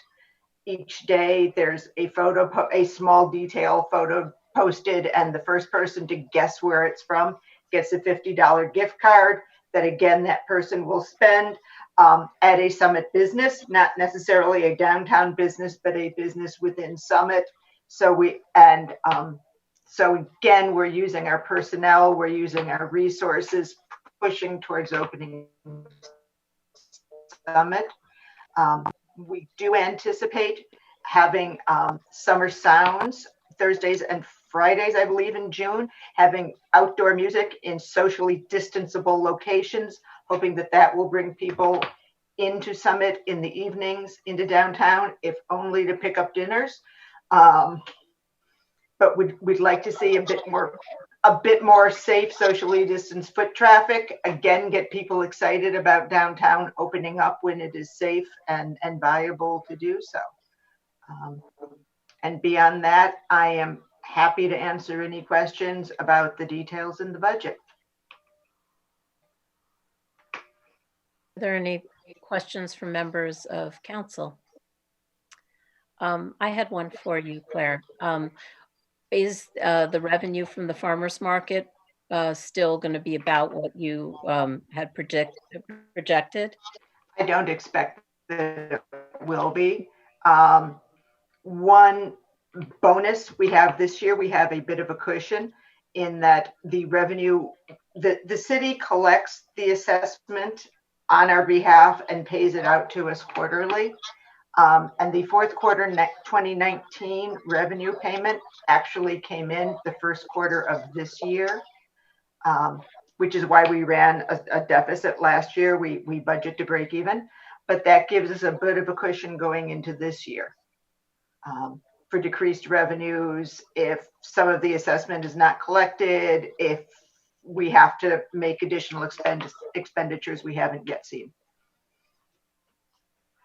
Okay, thank you. Councilmember Hairston, looks like you have a question. I do. I just want to shout out both Nancy and Claire. My business is to support nonprofits. And I was surprised when I was looking through the IRS code to find out improvement districts are considered 501c organization. So I just want to shout you out for being the creative, innovative, resilient, get things done part of the sector that you are. Well, thank you. We're inspired by the people of Summit. Thank you, Ms. Hairston. Okay, does any other member of council have comments? Okay. Any members of the public have comments on this topic? Council President, none received. Okay, so we're going to close that hearing and we'll move on to resolution. So the first resolution is administrative policies and community Thank services. you, Council President. Councilmember Nigel. This resolution that we're introducing is actually one that we're operating with basically today. And that is, as I said in the last council meeting, we're going to try to, having this new reality that we're living in, try to replicate as best as we can, understanding the limitations that we have with electronic media, a council meeting. And so we wanted to have a process that would allow for it. And so tonight we're having this resolution that changes the protocol that was established, that originally established council meetings, whereby the public can in real time participate in the process by telephone or through Zoom. What this does remove is the emails that people would send beforehand, just simply as our notes or the agenda notes make clear. The public has an opportunity to speak on items that are not on the agenda. The public has an opportunity to speak on when ordinances are for hearing. The public has an opportunity to speak about resolutions, but the way we're going to do it is that before each group of resolutions from a particular committee, the clerk or council president will ask if there's any comments, get those comments, and then have those comments read so we know what they are at the appropriate time. And then there's an opportunity for the public to speak in the consent agenda. Reason that we can't exactly replicate what we have in council meetings is because there's technological challenges associated with doing the way we're doing it. And that's just a reality of life that we have, and we can do as close as we can. But what I hope people people can understand is we're trying to be as transparent as possible. We're trying to be as inclusive as possible under the circumstances. And I want to thank the city clerk's office, our IT folks, Matt Jacoby, the city administrator, and my administrative committee member, Danny O'Sullivan, who worked on trying to come up with this protocol. So with that, I'd like to introduce the resolution. Second. Okay, any comments from members of council? Councilmember Vartan. Thank you, Council President. So I just want to keep it very brief. At the most basic level, I think more people participating in government is a good thing. So far tonight, it seems like it's going relatively well. Fingers crossed, knock on wood. I think that, until such time as we can be back together in person, this is a very good alternative. Okay, any other comments from members of council? So I'd like to echo what has been said. Our clerk's office and our IT person, Jay, have done a great job. We've spent a lot of time working out all the kinks, and obviously not all of them since I dropped off the call, but trying to deal with all the eventualities and all the possible things that could happen. And while we didn't think of everything, I think we have, I really appreciated all the energy and time that everyone's put into getting this prepared. So with that, I'll ask if there are any questions or comments from members of the public. Do we have anything? No questions received, Council President. Okay, anything else from members of council? All right, so moving on, we will take a vote. Right, vote, of course. Okay, so all those in favor? Aye. Any opposed? Motion carries. So now we're moving on to finance. And before we take the finance resolutions, we'll open up for any comments from members of the public. Madam Clerk, I understand we received one about the budget. Yes, I apologize. That was my oversight. I did not recognize it as being a question for tonight. Okay. I'll defer to the city solicitor if I may read it. Matt, is it okay to read? Absolutely fine. It's fine to read. We should allow the person's comment to be heard tonight. Even though we should have done it a little bit earlier, it's not a problem whatsoever. Okay, thank you. This email comes from Matthew Cohen of Kings Hill Court, and he asks, which areas of the town budget should we, as Summit residents, start bracing ourselves to see Summit cut deeply? For example, can we expect fire and police cuts, school program cuts? He has one more question. What are the big obvious areas the city council is essentially in agreement on that aren't really a question, or if we slash budget there, but how much? Thank you for your question, Mr. Cohen. I think our intent is not to slash any of those areas deeply. We are trying to operate with a budget that keeps all essential services in place. And to look at, we're trying to be nimble and look at things as we go along and make the decisions that we can make. I don't know if, Michael, if you have anything additional to add to that. I think Councilmember Vartan had his hand up first. And then nope, thank you. You covered what I was going to say. Okay. Is there anything else? I don't have anything other than the area of the decision around the aquatic center this year, but that's just a temporary decision we have to make for this season. It doesn't necessarily impact or will affect next year at this point. And as far as just every other area of municipal services we provide, there's no intention at this time to that we would foresee any significant cuts in any area. So. Okay, thank you. So are there any other comments that we have, Madam Clerk? No others, Council President. Okay, so with that, I will turn the finance resolutions over to finance number 1 over to Councilmember Vartan. Okay, thank you, Council President. So there's a few of these, so hang in there with me. So Resolution number 7186, as we've discussed, amends the 2020 municipal operating budget in the ways outlined this evening by Administrator Rogers and outlined in detail in the agenda packet. I move to adopt this resolution. I second. So with that one, we don't take comments. So I'm going to ask for a roll call vote, please, Madam Clerk. Mr. Bowman? Aye. Ms. Hairston? Aye. Ms. Little? Aye. Mr. Naidu? Aye. Mr. O'Sullivan? Aye. Mr. Vartan? Aye. President Fox? Aye. So the resolution carries, and we will be holding hearings on June 9th on this resolution to amend the operating budget. Moving on, Councilmember Vartan, resolution number 2. Thank you, Council President. So resolution 7171 officially adopts the 2020 Special Improvement District budget on which the hearing was just held. I move to adopt this resolution. Second. Okay, Council, Madam Clerk, can we have a roll call vote, please? Mr. Bowman? Ms. Hairston? Aye. Ms. Little? Aye. Mr. Naidu? Aye. Mr. O'Sullivan? Aye. Mr. Vartan? Aye. President Fox? Aye. Okay, resolution number 3, Councilmember Vartan.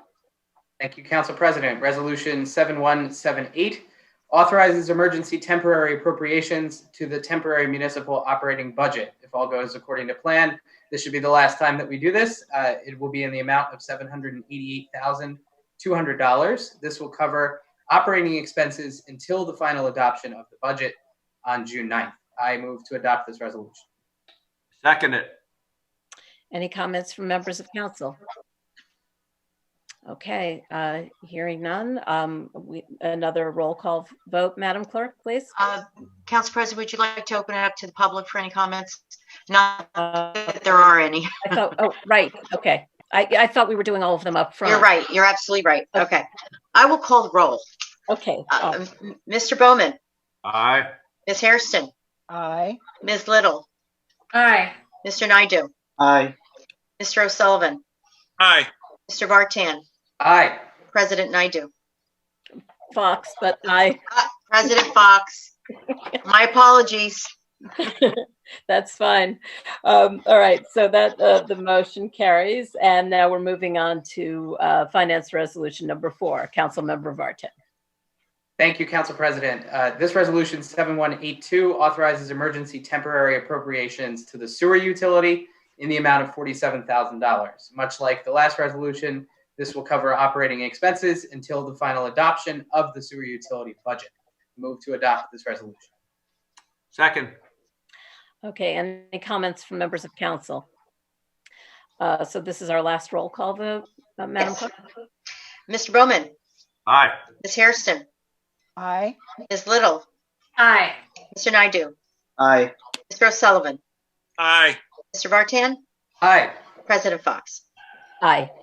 Okay, the motion carries. Councilmember Vartan, we're on to Finance number 5. Thank you, Council President. Resolution 7174 authorizes the schedule of school levy payments. So as the city is the collection agency for school taxes, the city will make a payment on the first day of each month or as close as is possible. The amount of $5,572,720 will be paid on July 1st, August 1st, September 3rd, October 1st, November 1st, and December 2nd, 2020.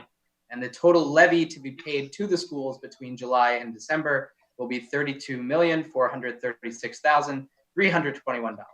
I move to adopt this resolution. I second it. Any comments from members of council? Okay, hearing none.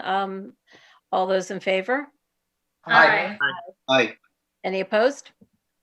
Okay, moving on. Finance Resolution number 6. Councilmember Vartan.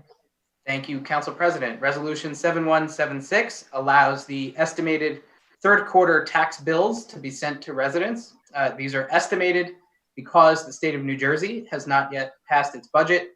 And though Union County has passed their budget, the rate is not yet certified. So Residents should receive their estimated tax bill in July. I move to adopt this resolution. I second it. Any comments from members of council? Okay, so all those in favor? Aye. Any opposed? Moving on, finance number 7, Councilmember Vartan. Thank you, Council President. We're almost there. Resolution 7156 amends the petty cash fund management for the police department. So Chief Robert Weck is the custodian of the fund now, and he is retiring effective June 1st. On that day, Chief Andrew Bartolotti will assume control as custodian of the fund. I move to adopt this resolution. Second. Any comments from members of council? Okay, all those in favor? Aye. Any opposed? Motion carries. Okay, the last finance resolution for tonight, finance number 8, Councilmember Vartan. Thank you, Council President. Resolution 7157 authorizes amendments to the payroll. So in recent memory, every time a staff change occurs, like a retirement, hiring, or a step change, the council votes on that change in the payroll individually. It is not necessary to operate that way, and those sorts of changes can be done in bulk. So this resolution authorizes multiple routine updates to the payroll. Moving forward, the Finance Committee recommends that the council adopt resolutions of this nature on a quarterly basis. I move to adopt this resolution. Second. Any comments from members of council? Okay, hearing none. All those in favor? Aye. Any opposed? Motion carries. All right, so moving on, we're on to safety and health. So before we start with the safety and health resolutions, do we have any comments from members of the public on those? I see none, Council President. Okay, so Councilmember Hairston, would you like to get started with resolution number 1? Thank you, Madam Council President. I am very pleased to introduce resolution number 7138 that introduces the resolution to confirm the appointment of the police captain pending the promotion of our Captain Bartolotti. The safety committee went through interviews of an outstanding group of lieutenants, and the captain made the recommendation that to our, who I like to call her our police commissioner, Mayor Radis, for the selection of Lieutenant Rick Proctor to be the captain, to ascend to the position of captain. And Madam President, if I may turn it over to the mayor to make some remarks. Absolutely, Madam Mayor. Thank you very much, Council President and Councilwoman Hairston. Yes, Lieutenant Proctor has been was born and raised in Summit and has been in the department for 18 years. Was head of patrol. He has been extremely involved in the schools. He's well known throughout the community. He's smart. He's dedicated. He's loyal. He's really, what do they call it? Straightened out? Is that the right word, Captain? The right phrase? And I think he will be a wonderful addition to the team of the captains and the chief work really well together in a well-oiled department, and that's what we have. So, and it has to be a good mesh. Captain Bartolotti was very clear about what his vision for the department going forward is, and Lieutenant Proctor is a good choice, a great choice. That said, all 3 of the lieutenants were terrific, and it was a pleasure to interview them and to learn not just about their backgrounds, but how devoted they are to our community, and the thoughtful responses to the questions we had about what do you see in Summit, what have you done in Summit, what do you value in this community, and what do you think about what's going on right now in our community, and they were all very enlightened, and so we've got a great team. But Lieutenant Proctor will be a terrific captain, and I think we should all feel very comfortable that we have now, two captains, and we'll be having a new chief come June 1. Thank you, Madam Mayor. I think we need a motion in a second. So I am very pleased to the process is that the mayor makes the selection and the council has to consent. And I am pleased to move the resolution that we accept the consent to the mayor's selection. A second. Are there any other comments from members of council? Councilmember Little. I'll just make a quick one and just reiterate everything that Mayor Radis and Councilwoman Hairston said. As I've mentioned before, my background is in prosecution and working with law enforcement. And I just have to say that every single encounter that I have with our Summit Fire Department and Police Department is just blows me away. The level of professionalism and the just level of complete competence among all three candidates was really outstanding and just incredibly impressive, as were the interviews we did a few months ago with the firefighters. So we are in very, very good hands, even in these challenging and sometimes scary times. I am constantly reassured and impressed by our first responders that we have here in Summit. We are in very good hands. Thank you, Councilmember Little. Does anyone else have anything they'd like to add? Okay, so seeing no comments, all those in favor? Aye. Aye. Any opposed? Okay, welcome aboard, Captain Proctor. All right, moving on. Safety and health number 2, Councilmember Hairston. Thank you, Council President Fox. I am here to introduce the second resolution, number 7153, which authorizes the council to accept a donation from the Temple Sinai in the amount of $1,200 from for the police department for unrestricted funds. And so I move for us to accept that generous donation from Temple Sinai. A second. Okay, any comments from members of council? Yeah, Councilmember Naidu. Thank you. I don't know if the council, if the president of Temple Sinai, Ian Singer, is on the line. If he's not, I know that I had many communications with Ian about this in advance of the Temple Board of Trustees making this donation, and it was to reflect the fact of how appreciative the board was of all of the efforts of the Summit Police Department over the years. And so I'm sure that if he were on the line, he would convey that message. And so I'd do it on his behalf. Thank you, Councilmember Naidu. Mr. Singer is not on the line, unfortunately. So thank you for conveying that information. And thank you to Temple Sinai. Are there comments from any other members of council? Okay, so no comments. All those in favor? Aye. Any opposed? Okay, moving on. Safety and health number 3, Councilmember Hairston.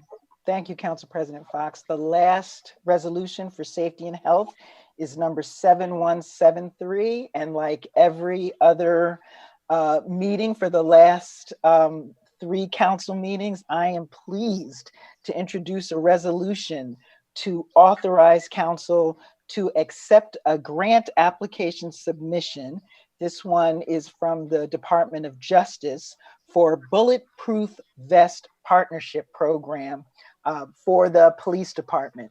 And this particular application required that the city had a mandatory wear policy for uniformed patrol officers to wear the bulletproof vests.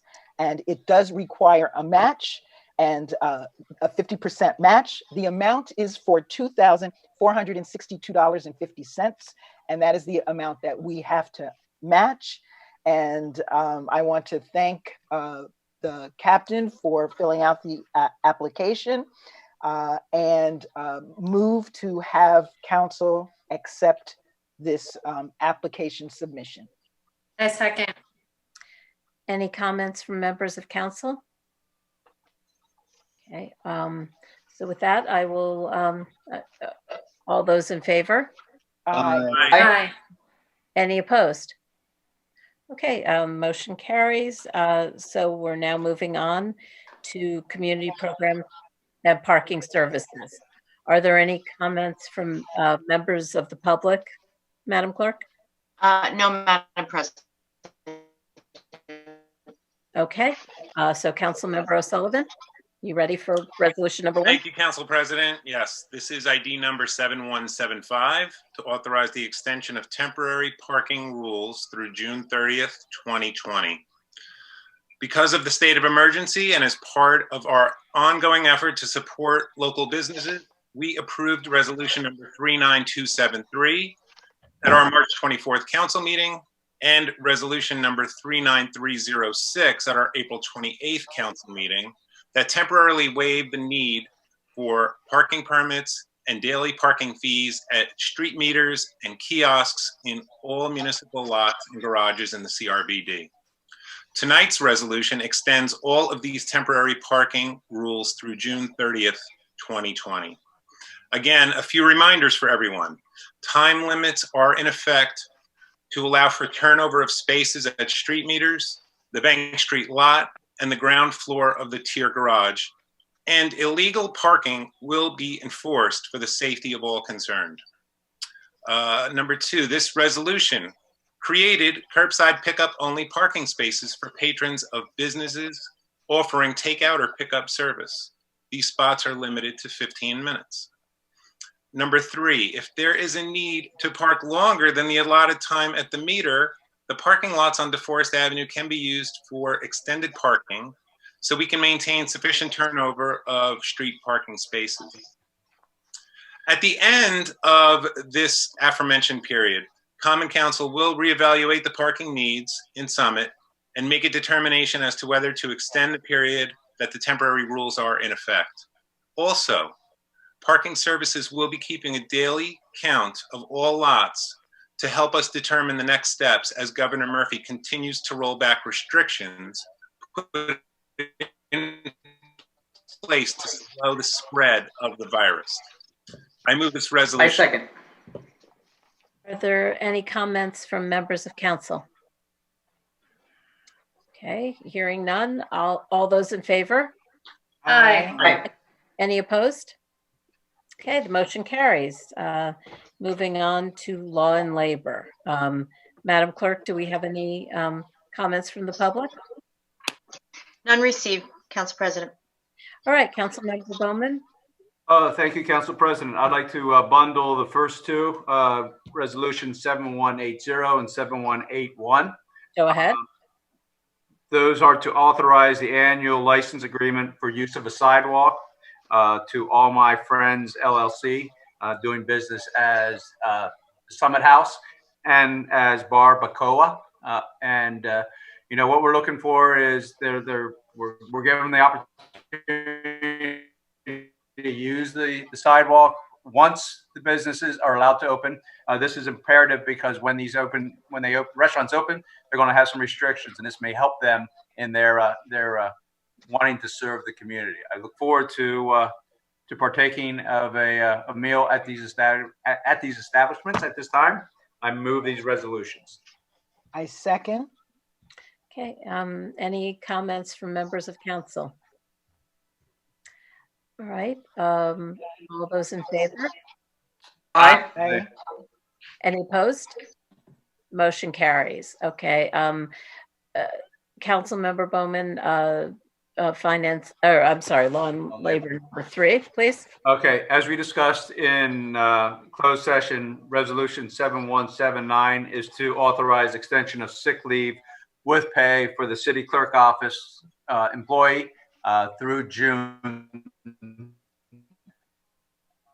3rd with pay, and then without pay through June 21st. The individual has their documents and has accrued this time. So we wish them a a speedy recovery, and I move this resolution. I second it. Any comments from members of council? Okay, all those in favor? Aye. Any opposed? Motion carries. Okay, moving on, we have one item from capital projects that was on the consent agenda that is going to be moved up to the regular agenda. Did we have any comments on that one, Madam Clerk? No, we do not, Council President. Okay, so I'll turn it over to Council Member Little. Thank you. Capital projects resolution number 7168. Resolution to authorize the change order on New Providence Avenue Improvement Project. And this is a change order, my favorite kind of resolution. This is a change order to accept a change order to give us back $14,113.64. The amounts that were estimated for this project were found to not be necessary. They used less materials for the project. So this is a change order in our favor, and I ask that we approve it. Second. Any comments from members of council? Okay, hearing none. All those in favor? Aye. Aye. Motion carries. All those opposed? Okay, the motion carries. So that concludes the resolutions. We're now on to the consent agenda. So generally, we will vote on the consent agenda as a whole unless we have any comments from members of council or the public. Okay, Council Member O'Sullivan, did you have a comment? Yes. Thank you, Council President. There's an item on our consent agenda tonight that I wanted to point out, and that is ID number 7161, to fly the pride flag at the community center. Last June, Summit held its first ever pride event on the Village Green. This celebration brought our community closer together. Due to the COVID-19 pandemic, we will not be able to hold a pride celebration this year, but I want everyone to know that at our community center, we'll be flying the pride flag, which represents hope, liberation, pride, and solidarity. In Summit, we celebrate our LGBTQ+ community's right to live proudly during Pride Month and every other month.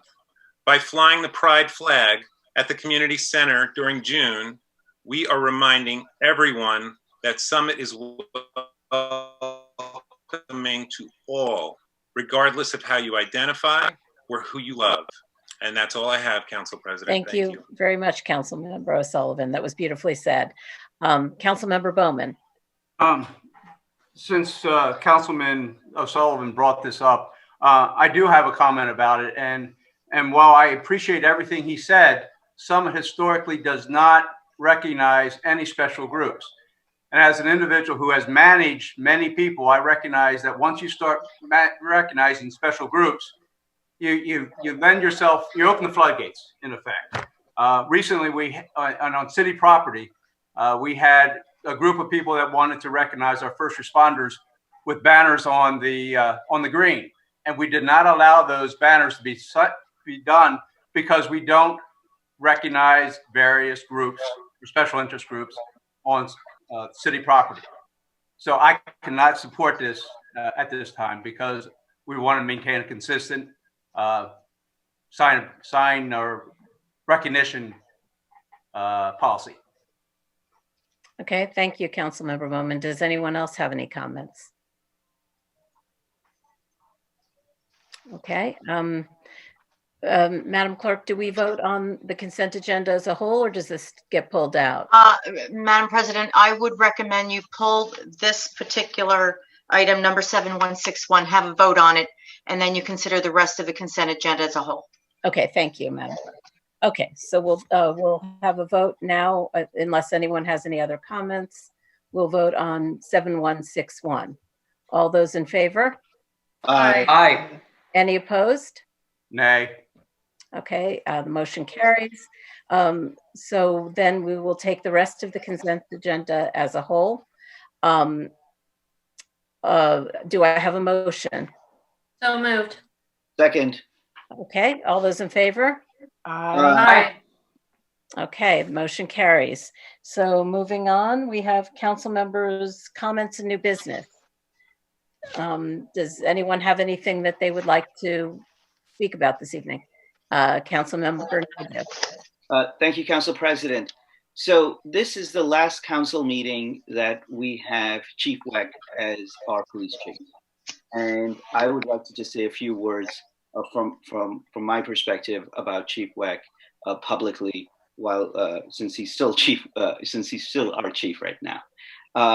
And I did not sit on the safety committee in my 5 years of council, but I did have an opportunity when I was council president to interact with the chief at 2 different points in time. And that was when the Tree of Life shooting in Pittsburgh occurred, and then when our own council member, Matt Gould, suddenly passed away. One occurred in 2018, the other occurred in 2019. And in both of those instances, which were difficult situations for the community to handle, Chief Weck stepped up to the plate and showed extraordinary leadership.